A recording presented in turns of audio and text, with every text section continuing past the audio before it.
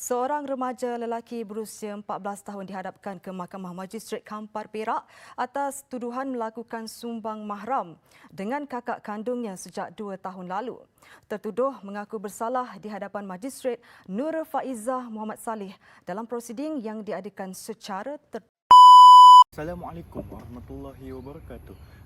Sebagaimana yang kita lihat daripada klip-klip video yang ditayangkan sebentar tadi, kita dapati bahawa keruntuhan akhlak iaitu sumbang mahram bukan sahaja berlaku kepada orang dewasa, namun begitu dia juga berlaku dalam kalangan remaja.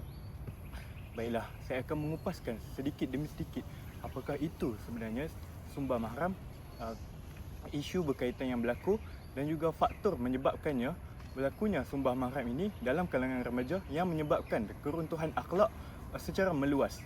Pertama-tamanya, definisi sumbang mahram merupakan perlakuan zina ataupun seks secara dengan saudara-saudara sendiri. Ianya bukan sahaja boleh berlaku antara adik-beradik, boleh juga berlaku antara ibu dan anak atau bapa dengan anak. Hal ini berlaku dalam kalangan remaja akibat beberapa faktor. Faktor yang pertama ialah masalah remaja yang zaman kini menggunakan ataupun melihat bahan pornografi di internet. Hal ini menyebabkan mereka mudah terpengaruh dengan apa yang dilihat melalui video tersebut dan akhirnya mereka menggunakan peluang tersebut untuk melepaskan nafsu mereka kepada orang yang terlebih dekat, sama ada kakak mereka, adik mereka ataupun ibu mereka. Selain itu juga kita dapati bahawa pada zaman kini remaja juga ada yang terlibat dengan dadah. Aktiviti penyalahgunaan dadah ini sedikit demi sedikit akan menyebabkan minda mereka semakin rosak. Apabila minda mereka semakin rosak, kewarasan mereka hilang sehingga kan mereka melihat adik-beradik ataupun keluarga sendiri sebagai bahan bahan zina ataupun bahan seks untuk mereka melakukan sumbang mahram ini. Kesannya menyebabkan sumbang mahram ini pelbagai anak-anak di luar nikah berlaku dan juga kerosakan keturunan. Selain itu juga, isu ini semakin parah lagi apabila saya baca di internet beberapa artikel di mana baru-baru ini terdapat suatu kes ataupun suatu isu di mana sumbang mahram berlaku antara seorang anak dan juga seorang ibunya. Seorang anak itu telah melakukan perzinaan dengan ibunya sejak sekolah menengah lagi.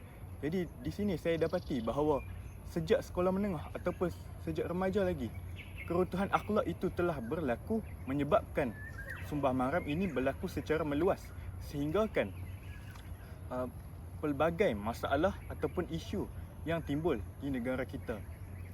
Oleh yang demikian, pelbagai langkah perlu diambil oleh kerajaan ataupun masyarakat, sekolah dan institusi tertentu supaya masalah sumbang mahram ini dapat diselesaikan dengan segera.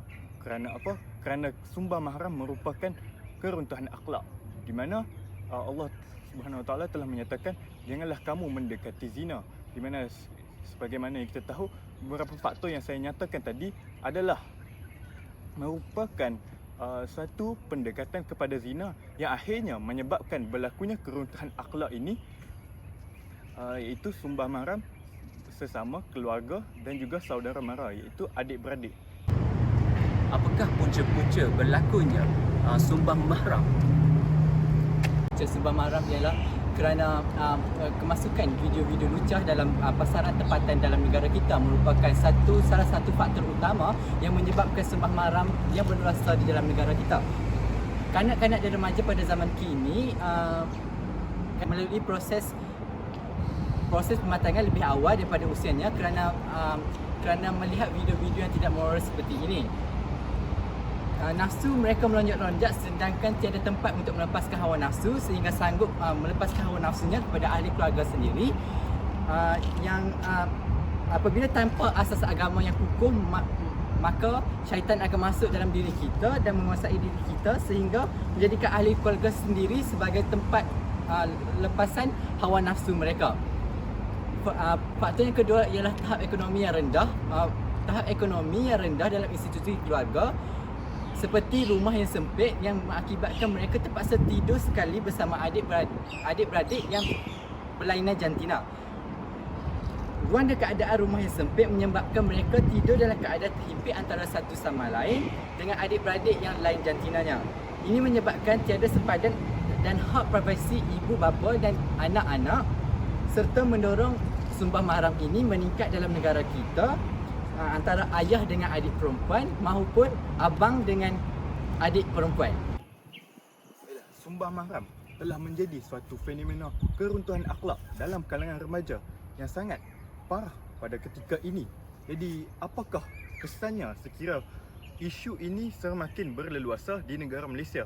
Dan apakah tindakan yang boleh dilakukan oleh kerajaan ataupun pihak-pihak berkuasa supaya kita dapat tangani isu keruntuhan akhlak ini dan juga dapat menyelesaikannya dengan segera supaya tidak menjadi semakin teruk ataupun menjadi semakin parah di negara ini?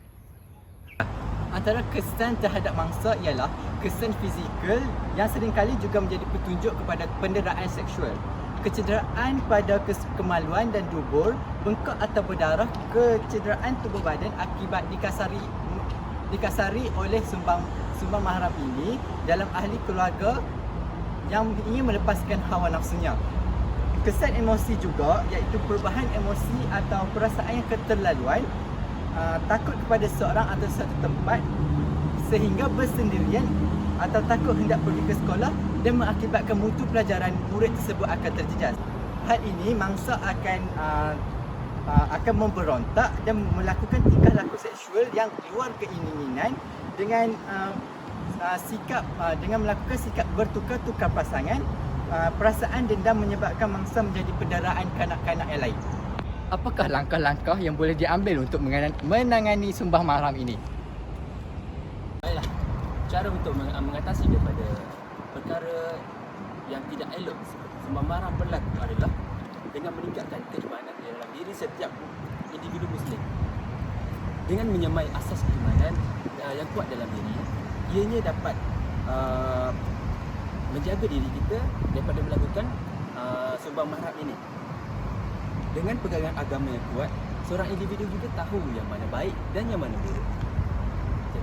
Maksiat juga akan dapat dijauhkan jika individu tersebut tahu batas-batas kita sebagai Muslim dan Muslim. Baiklah, yang kedua, kukuhkan institusi keluarga. Dengan berkomunikasi, dengan berkongsi dengan ahli keluarga, kita dapat mengetahui perkara-perkara yang baik dan yang buruk. Komunikasi yang baik dalam kalangan ahli keluarga mustahak dalam menyemai kasih sayang antara keluarga dan apabila ikatan keluarga dapat disemai. Okey. Dan apabila ikatan ini berlaku, secara automatiknya dapat menjauhkan gejala sumbang mahram daripada berlaku. Keluarga adalah harta yang paling bernilai, di mana kita berkongsi DNA yang sama. Jadi hal tersebut menjadi alasan yang kukuh untuk kita tidak boleh mencemarkannya dengan melakukan perbuatan sumbang mahram tersebut. Yang keempat, menjaga hubungan antara lelaki dan perempuan. Hubungan lelaki dan perempuan mahram perlulah menepati batas agama agar tidak terdorong nafsu dan syahwat. Okay.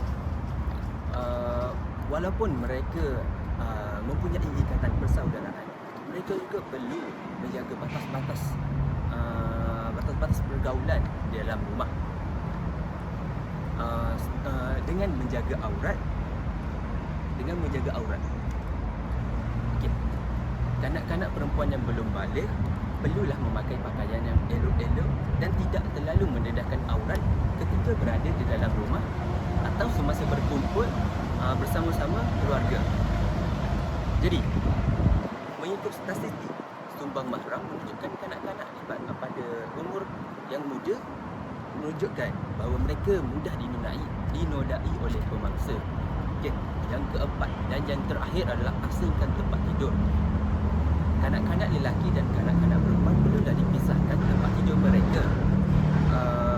Yang paling elok sekali adalah pada seawal usia 5 tahun, ibu bapa perlulah mengasihkan kanak-kanak lelaki dan kanak-kanak perempuan serta menggalakkan kanak-kanak perempuan mengunci pintu bilik ketika tidur.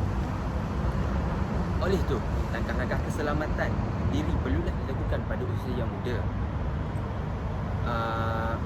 Pengawasan, tunjuk ajar dan sikap tanggungjawab ibu bapa adalah faktor yang menjamin daripada terjadinya perkara buruk berlaku